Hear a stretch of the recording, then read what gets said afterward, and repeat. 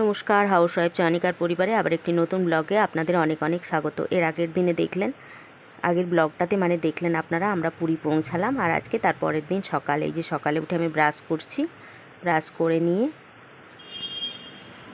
এটা আমাদের হোটেলের ভেতরের দিকটা নিয়ে চটপট রেডি হয়ে নিয়ে আমরা বেরিয়ে যাব। আজকে আমরা পুরীর থেকে একটু বাইরের দিকে যাব, উদয়গিরি, খণ্ডগিরি, তারপর কোণার্কের সূর্য মন্দির, ওগুলো দেখতে যাব। এই যে আমি এখানে জামা কাপড় পরে নিয়েছি, চুলটা আঁচড়ানো হয়নি। আর বেটু ওইদিকে রেডি হচ্ছে, আর ওর বাবা গেছে চান করতে। চলুন তাহলে তাড়াতাড়ি বেরিয়ে পড়ি। আর ওইদিকে হোটেল থেকেই গাড়ি ঠিক করে দিয়েছে ওরা, টাকা আমাদের দিতে হবে, কিন্তু ওনারা গাড়িটা ঠিক করে দিয়েছেন। আর গাড়িও এসে যাবে প্রায় আর একটু পরে। আমরা তাহলে রেডি হয়ে নিই, আর আপনারাও ব্লগটা দেখতে থাকুন। আমি এইদিকে রেডি হয়েই গেছি, আর ওইদিকে বেটুর এই যে চুলটা বেঁধে দিতে হবে। চুলটা বেচারা নিজে বাঁধতে পারে না,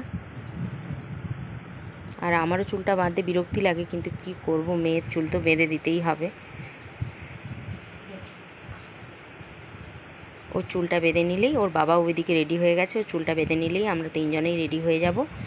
আর নিচে গাড়ি তো এসেই যাবে, একটু আগে আপনাদের বললাম। নিচে গিয়ে দেখতে হবে গাড়ি আসলো কি আসলো না।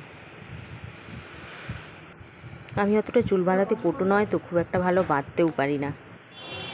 চলুন তাহলে নিচে নেমে যাই। আমরা এই হোটেলটার 3 তলাতে ছিলাম। সমুদ্রের প্রায় ধারেই বলতে গেলে, একটুখানি ভেতরে যেতে হবে। আমরা এই যে রাস্তাতে চলে এসেছি, আর গাড়ি এখনও আসেনি, আসছে বললো, তাই জন্য আমরা এখানে অপেক্ষা করছি। রাস্তা দিয়ে কত মানুষ হেঁটে যাচ্ছে দেখুন, ভোরের সমুদ্র দর্শন করে। গাড়ি এসে গেছে, আমরা গাড়িতে চেপেও গেছি। চলুন তাহলে বেরিয়ে পড়ি। প্রথমে সমুদ্রের ধার বরাবর যাব, তারপরে আবার অন্য রাস্তা ধরে নেবে ড্রাইভার বলল। আর দেখুন সকালের সমুদ্র, কত মানুষ সমুদ্রের ধারে বসে আছে, কি সুন্দর লাগছে না প্রাকৃতিক দৃশ্য। আমরা তো আজকে বেরিয়ে যাচ্ছি সাইট সিনগুলো দেখার জন্য। আমি আর ওর বাবা আগে দেখেছি, কিন্তু মেয়ে দেখেনি কোনো দিন। ও এর আগেও পুরীতে এসেছে, কিন্তু সাইট সিনগুলো ওকে দেখতে নিয়ে যাওয়া হয়নি, তাই জন্য ওকে দেখানোর জন্যই আজকে আমরা সকাল সকাল বেরিয়ে পড়েছি, যাতে বাইরের সাইট সিনগুলো সব দেখানো যায় ওকে। আর এর আগে যখন এসেছিলো তখন অনেক ছোটও ছিল, তখন ও বুঝতেও পারতো না হয়তো। আর এই যে আমরা এখানে মাঝখানে নেমে পড়েছি এক জায়গায় চা খাবো বলে। এই যে বাবা আর মেয়েতে এখানে দাঁড়িয়ে আছে, আর এইদিকে ড্রাইভার ভাইও আছেন।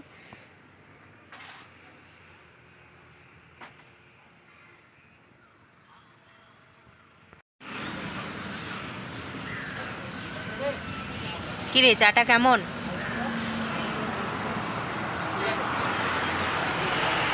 ভালো।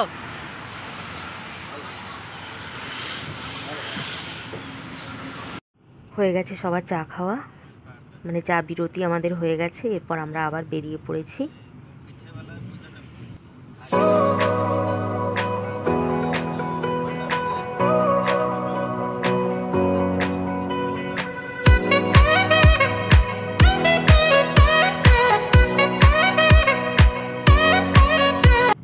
ড্রাইভার ভাইয়ের সঙ্গে কথা বলতে বলতে আমরা প্রথমে পৌঁছে গেছি ধবলগিরি, ভগবান বুদ্ধের মন্দির।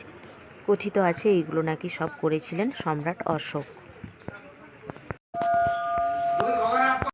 চলুন জায়গাটা একটু ঘুরে ঘুরে দেখিয়ে নিই, আর আপনাদেরও দেখিয়ে দিই।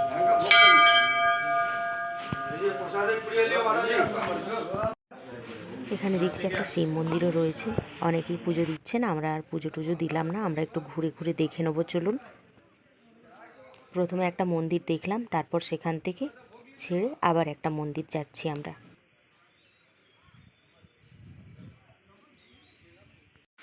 এইটি হলো ধবলগিরি। এই যে দেখুন ধবলগিরির মন্দির, এখানে ভগবান বুদ্ধের অনেক প্রতিকৃতি আঁকা আছে। এই যে দেখুন দেওয়ালে দেওয়ালে আঁকা আছে কত রকমের নকশা। আর এখান থেকে দেখুন আমরা এখন কতটা উঁচুতে রয়েছি, কেমন ভিউটা দেখাচ্ছে। আমরা এখন অনেকটা উঁচুতে রয়েছি। এই যে দেখুন চতুর্দিকটা কেমন দেখাচ্ছে, প্রাকৃতিক সৌন্দর্য খুব সুন্দর লাগছে দেখতে, কিন্তু ওপর থেকে খুব সুন্দর লাগছে। আমরা ধবলগিরি দেখে বেরিয়ে পড়েছি। এইবারে আমরা যাব লিঙ্গরাজ মন্দির। অনেক উঁচু থেকে আমরা এখন নিচের দিকে নেমে যাচ্ছি, আর এইখানেই রয়েছে অশোক স্তম্ভ। ওই তো অশোক স্তম্ভ। আমরা এবার এসে পৌঁছেছি লিঙ্গরাজ মন্দিরের সামনে। সাতটা আটটা না কটা? 108। হ্যাঁ 108। 108।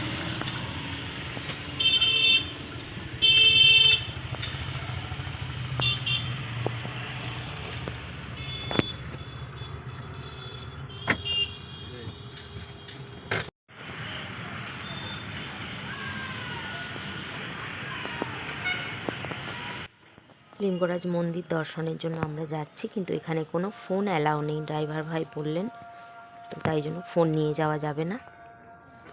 মন্দিরের ভেতরটা ঘুরে আমরা বেরিয়ে পড়ে চলে এসেছি এবং আমরা যাচ্ছি এবার উদয়গিরি খণ্ডগিরি দেখার জন্য।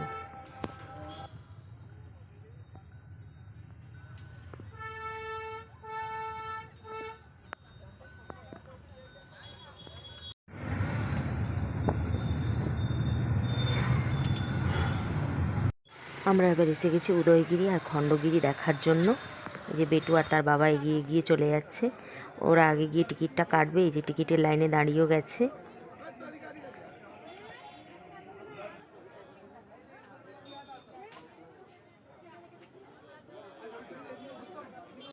চলুন, টিকিট কাটা হয়ে গেছে, এবার আমরা যাব উদয়গিরি। উদয়গিরি মানে ওপরে উঠতে হবে পাহাড়ের টিলাতে। এই যে বেটু এগিয়ে এগিয়ে চলে যাচ্ছে আর আমরা দুজন পিছনে, আর ও দাঁড়িয়ে দাঁড়িয়ে দেখছে আর হাসছে যে তোমরা আসতে পারছো না। বেটু উদয়গিরিতে উঠে গেছে, আমি আর ওর বাবা যাচ্ছি আস্তে আস্তে, আর ও উপরে দাঁড়িয়ে দাঁড়িয়ে সমানে হেসে চলেছে যে আমরা এখনও উঠতে পারছি না, আস্তে আস্তে উঠছি। এই যে আমরা উঠে পড়েছি, চতুর্দিকটা ঘুরে ঘুরে দেখছি আর আপনাদেরও দেখাচ্ছি। এই পাশটাকে বলা হয় তুলে দেবো ভুজঙ্গদ্বার। ভুজঙ্গদ্বার না সর্পদ্বার একটা বলেছিলেন, আমি ঠিক মনে করতে পারছি না। আর এই পাশে প্রাকৃতিক দৃশ্যটা দেখুন, আর ওই দিকে আছে খণ্ডগিরি, ওই দিকে দেখা যাচ্ছে। আর এই যে আমরা এখন সবার উঁচুতে উঠে পড়েছি, সব থেকে উঁচুতে এখন আমরা উঠে আছি। ওইটা খণ্ডগিরি, তাই তো? আমরা একটু গুহার মধ্যে ঢুকে গেছি, গিয়ে এখানে একটু ছবি তুলছিলাম।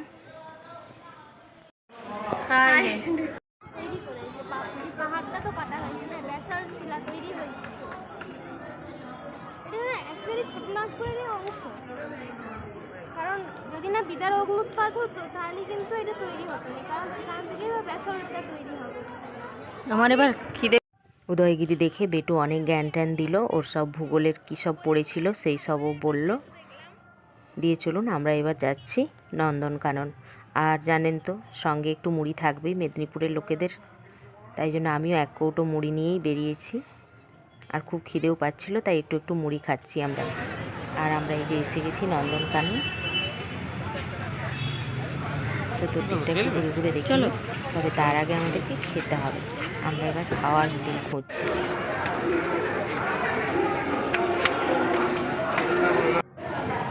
আমরা একটা হোটেল পেয়েও গেছি, অল্প একটু ভাত খেয়ে নেবো। ভাত, ডাল, সবজি, চাটনি এসব দিয়েছিল। যাই হোক, মোটামুটি পেট ভরানোর মতো খাবার পেয়ে গেছি।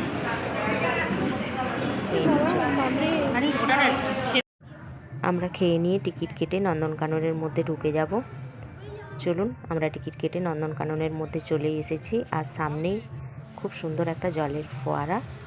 আর এখানে সিস্টেম হচ্ছে গাড়িতে করে করে নিয়ে গিয়ে আমাদের ছেড়ে দিবে, আমাদের কেন সবাইকেই ছেড়ে দেবে। এই যে গাড়িতে চেপে আমরা যাচ্ছি।